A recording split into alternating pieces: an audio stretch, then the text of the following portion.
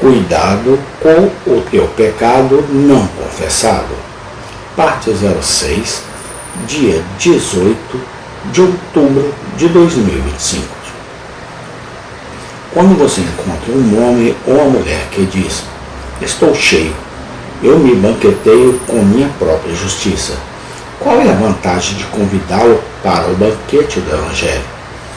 Você deve convidá-lo, pois foi ordenado a fazê-lo, mas ele se recusará a vir.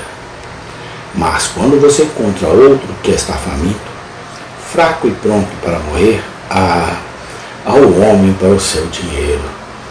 Peço-lhe que venha onde os bois e os cevados são mortos e todas as coisas estão prontas. Ele está com água na boca enquanto você fala com ele, e ele virá com você e se sentará no banquete do rei. Estamos contentes, pobre pecador, em ouvir sua história e, portanto, da próxima vez que você se encontrar com um cristão, eu o aconselharia a contar-lhe um pouco disso, mas ainda não é o que você mais deseja. Você precisa expor sua profunda tristeza diante de seu Deus e, se você fizer isso, aí está a promessa. Aquele que confessa e abandona seus pecados encontrará misericórdia. A confissão diante de Deus nunca foi oferecida com sinceridade, mas a absolvição do Altíssimo certamente viria. Lembre-se de que, embora você não vá e conte ao Senhor, Ele já sabe e, portanto, a ocultação é em vão. Ele não precisa de sua confissão para sua informação, mas para seu próprio benefício. Mas se você não confessar a Ele, certamente nunca obterá perdão, pois não há entre as capas da Bíblia Sagrada uma única insinuação de que Deus jamais perdoará pecados não confessados.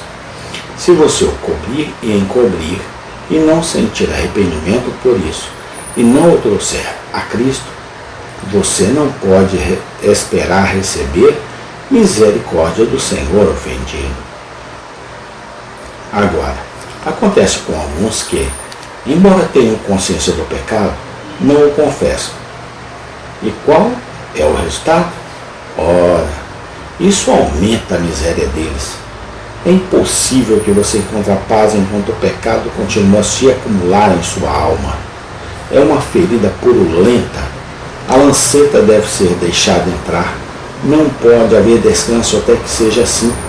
Eu conheci um pecador antes da confissão do pecado, sentiu como se pudesse colocar mãos violentas sobre si mesmo. Tão intensa era a sua angústia. Bem me lembro de repetir para mim mesmo as palavras do profeta: minha alma prefere o estrangulamento à vida, pois de todas as torturas deste mundo, uma consciência desperta, oprimida por um sentimento de culpa, é a pior. A Inquisição espanhola inventou torturas e parafusos de dedos cruéis, mas não há inquisidor como a própria consciência de um homem, pois ela pode colocar o parafuso na alma no grau máximo. Deixa a consciência de um homem solta sobre ele, e imediatamente o verme começa a roer, e o fogo começa a queimar.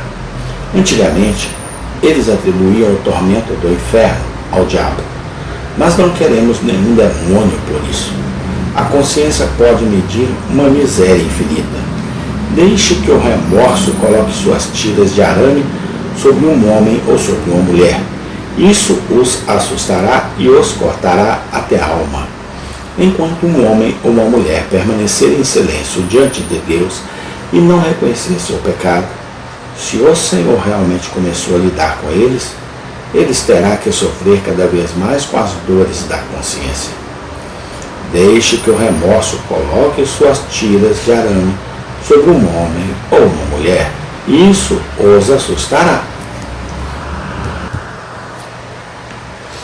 Enquanto um homem ou uma mulher permanecer em silêncio diante de Deus e não reconhecer seu pecado, se o Senhor realmente começou a lidar com eles terá que sofrer cada vez mais com as dores da consciência. Mas, então, o aumento da tristeza, acompanhado por esse silêncio, é um negócio muito perigoso.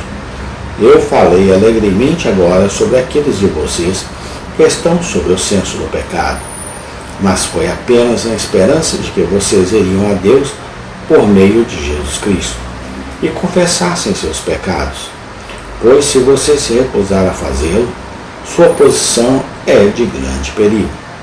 Que perigo, diz você? Ora, se o pecado continuar apodrecendo dentro de você e sua tristeza aumentar, você se desesperará completamente. E essa é realmente uma perspectiva terrível. Você se lembra da foto de John Bunyan, do homem na jaula de ferro?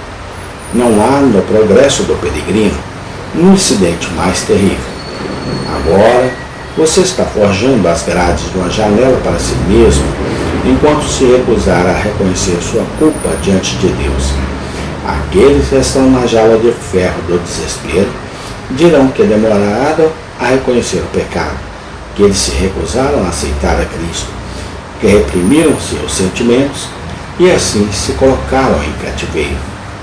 Eles ficaram satisfeitos em ouvir os ministros pregarem sobre a convicção do pecado e falarem de profundas tristezas e coisas do gênero.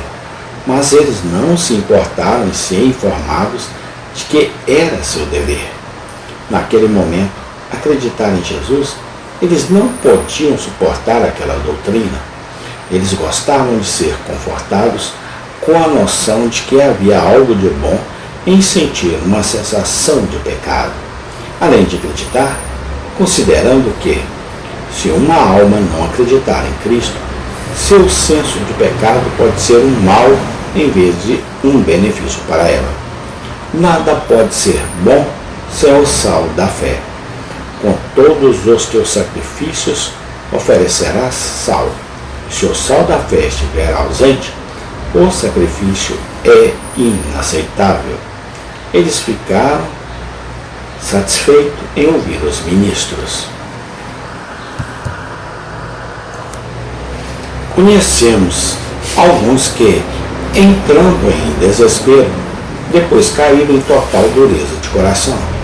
Eles costumavam ser maleáveis, eles costumavam sentir os golpes do martelo divino, agora eles não sentem nada, mas são tão duros quanto a bigorna do ferreiro. Eles chegaram a tal condição que dizem perversamente: se Deus os salvar, eles serão salvos. Mas eles não têm nada a ver com isso. Amém. Tem continuação. Senhor Deus, tem de misericórdia de muitos que têm o coração duro com a tua palavra. Ó Deus, graças te damos por Jesus Cristo, teu Filho amado, hoje e sempre, eternamente. Amém.